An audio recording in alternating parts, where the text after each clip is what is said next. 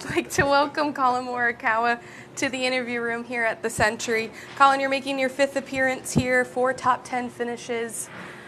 Pretty good stuff. What's it like to be back? I love it. I love this golf course. It's obviously a good thing that you're starting here this year, and you obviously want to start off with a win. You know there's going to be a lot of birdies, a lot of eagles, low scores are going to be out there, and I know from past experience that you can never let your foot off the pedal, and you just got to keep grinding out here and make those birdies.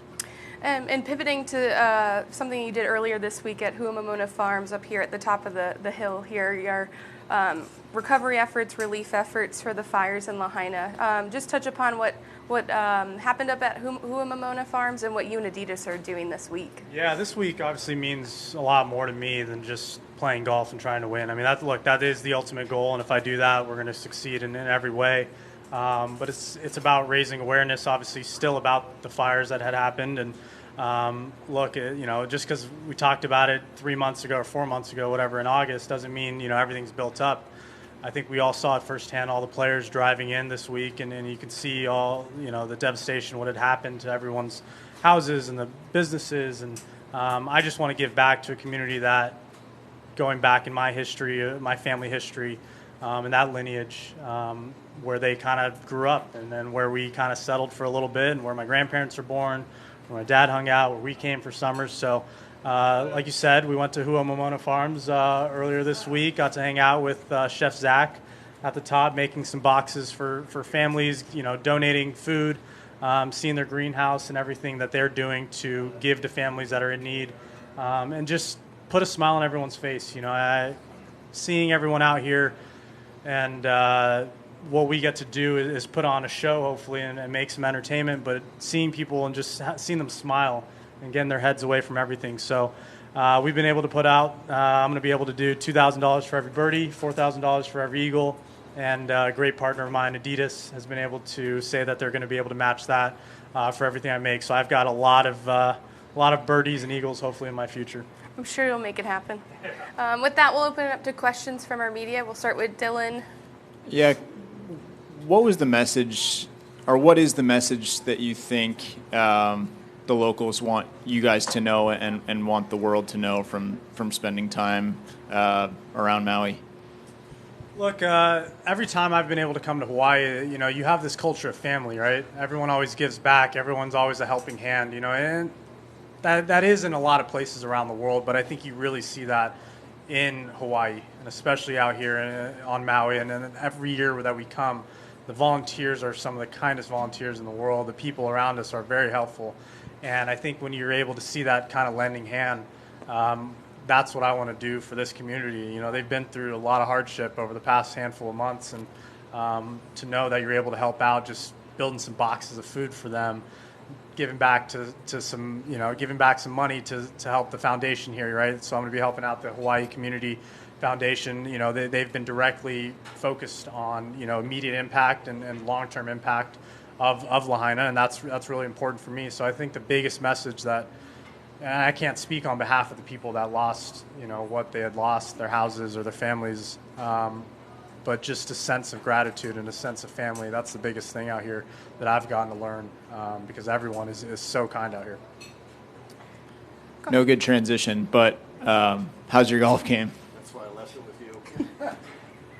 Golf game's good. It was nice to kind of have this little off season to figure out what to work on, what I need to work on, how do you get focused again.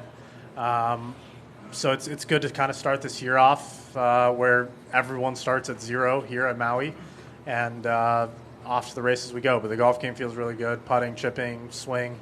It's all in a good spot. You just kind of, even if it feels in a good spot, you just got to find a way to play golf, and that's the biggest thing. Is once tomorrow starts and we hit that first tee shot, it's everything goes out the window. It's just everything that what you need to do in a tournament. That's what you need to focus on.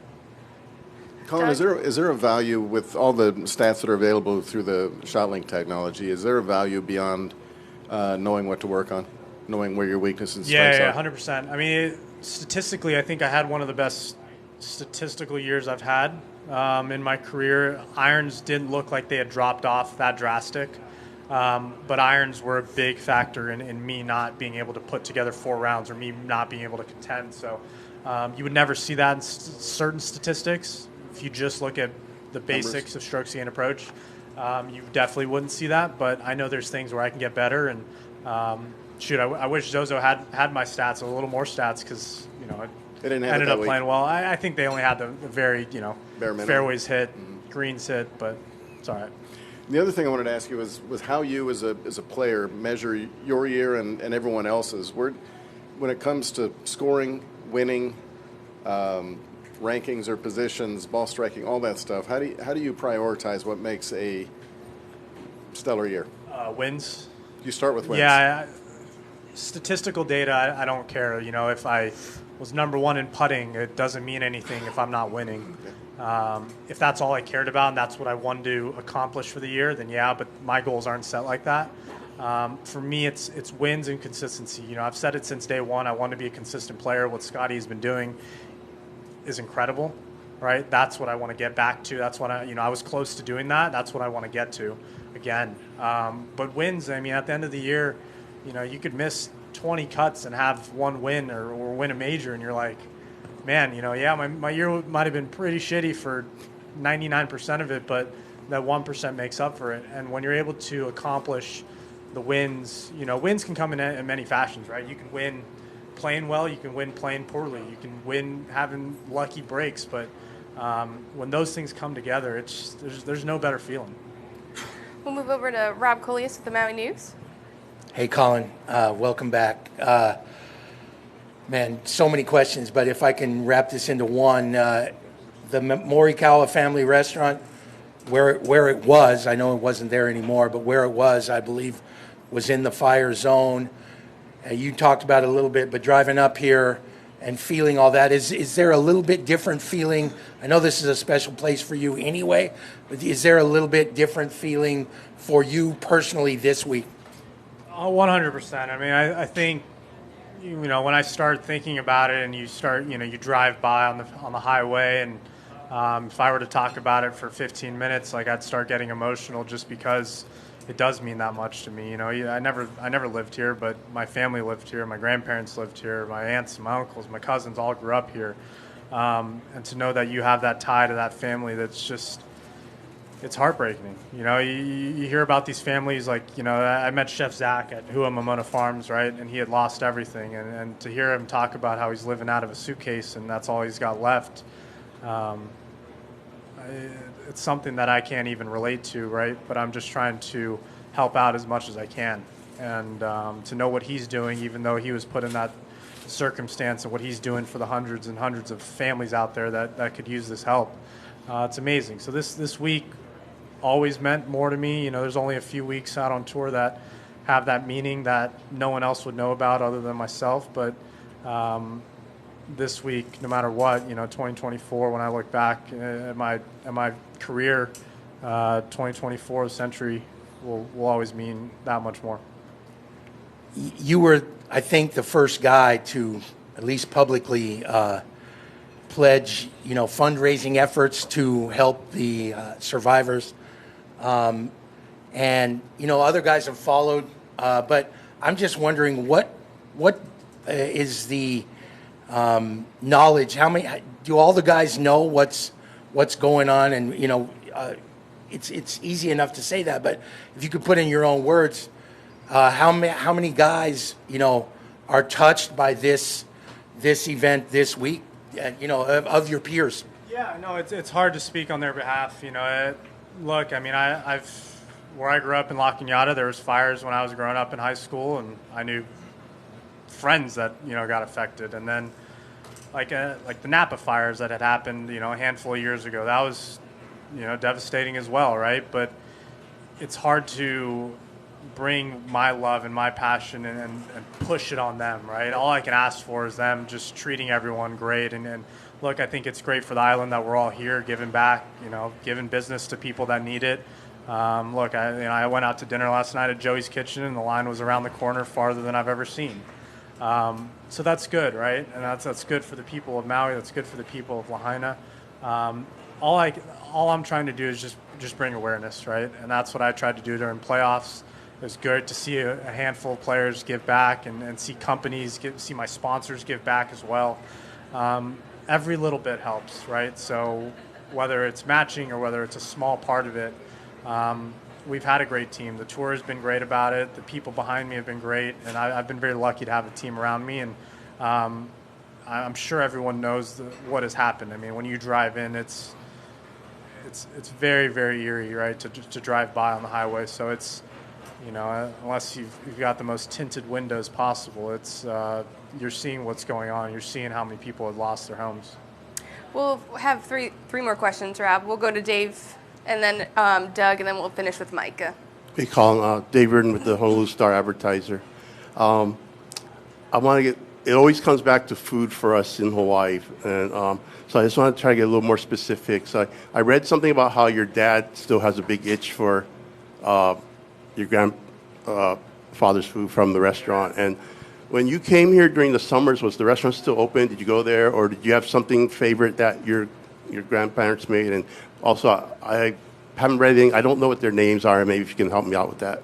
So the restaurant was sold before I was even born. I think, I'm going to guess they sold it in the 70s or 80s. This was before me. I mean, this is when my dad was a kid, and they would come over, because my dad grew up in LA, so they would come over the summers and hang out with the cousins and the aunts and uncles. And he always talked about the chow fun, like just different chow fun, not the normal wide, long noodle, like the short, square, like not star noodle chow fun, but similar to that, but different. And he always added shoyu and pepper, and like it was as plain as could be. And I'm like, man, this sounds amazing. So yeah, you know, I don't know who ran the store. I don't know what. All I know is that my last name was on the restaurant, and that's what it was. It was a small little shack, or I guess something, a building, and they would just go in and out, pick on the food, probably steal everyone else's food, and but that's there's a simplicity to that, right? And there's a simplicity to being out here on the island, being away from so much of the rest of the world, is that you're able to step back and just enjoy where we are, and I think everyone's able to do that. Final two, Doug, and then Micah. Thought on that one. To the business of tour business and kind of where we were a year ago. Specifically, do you feel satisfied or dissatisfied about the amount of information you know about where the tour is heading with this PGA Tour Enterprises thing? And do you have a ideal outcome in your own head? I'm like right in the middle. I'm like, if you had a meal and you're full, but you know you want something else, you want dessert. Kind of, I'm sitting in that like zone. Look, I've not that I've taken myself out. I still listen to all the meetings. I read up on everything that's going on. But at this point, all you can do is just play your best golf and show up and see what happens, right? I hope everything comes together and we're able to all play together at some point and in some time in some way. But there's so much back and forth. You know, the emails we get it's all fluff. Like there's no point in reading these emails anymore that we get. Players are saying one thing and then they say something else some other time. At this point, I think just deals need to be made, and we all need to get back to playing golf. Right? It is what it is. Guys make their decision to go one way. I've never had an issue with it. I've never had an issue with anything, right? Everyone makes their own decision, but I do miss playing with everyone at one time. You know, that's why the majors have been fun over the past year or 2 years. Not that they're not fun, but it's nice to see some of these guys, right? Because that was normal when I turned pro. I never thought it was going to be anything different. Not that it takes away from these fields, not that it takes away from the PGA Tour, but there's great players in other parts of the world. And, I think we missed that. We'll wrap up here with Micah from the first tee of Maui. He has a couple questions for you, What's up, Micah? Collin. How you doing? All right, what you got? Do you have any advice for kids who want to start golfing? Yeah, make it fun. Like, I think kids now, you guys are very lucky because golf's a lot more popular, even though comparing to when I grew up, I'm only 26, but I grew up playing golf by myself a lot. Make it as fun as possible. You know, hit it as hard as you want. Go make the weirdest putt possible. Go try and make a trick shot. Make it fun, because put a smile on your face, because it's fun, right? Do that first, because when you're able to do that, then you're able to be creative. And when you're able to do that, you can go out and play golf as any way you want. There's no one way to play golf. No one should ever tell you that. So go make it fun in any way possible for how you think golf is fun, okay? One more, Micah? What is the biggest challenge for you while you're golfing? The biggest challenge for me, I would say, is to just not be as stressed sometimes when I'm walking, right? We're out there for such a long time, and your head likes to wander and then think about, oh, is it a good shot? Is it a bad shot? I like to always know. I always like to know my answers, and sometimes you don't know where your golf ball is. Sometimes it's 5 feet, maybe it's 20 feet. But it's being able to relax, and this is a great way to start my year, because I'm not focusing so much on where the golf ball is at 24/7. I like to look out at the ocean, enjoy the views, enjoy where I'm at, enjoy the ocean breeze, and really put that into perspective. Awesome. Thank you, Micah. Thank you. Thanks, Micah. Thanks for the time, Collin. We appreciate it. Thank you, guys. Good luck this week.